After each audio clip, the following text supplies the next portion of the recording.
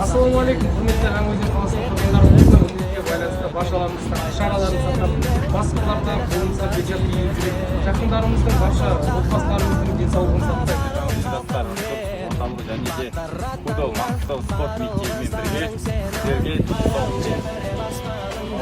барлық ағайындарға және сауықпен Кудалымызды халықпен бірге.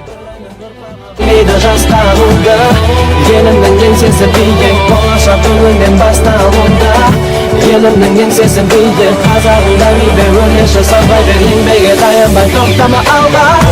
Асқардай биік, арыстандай айбат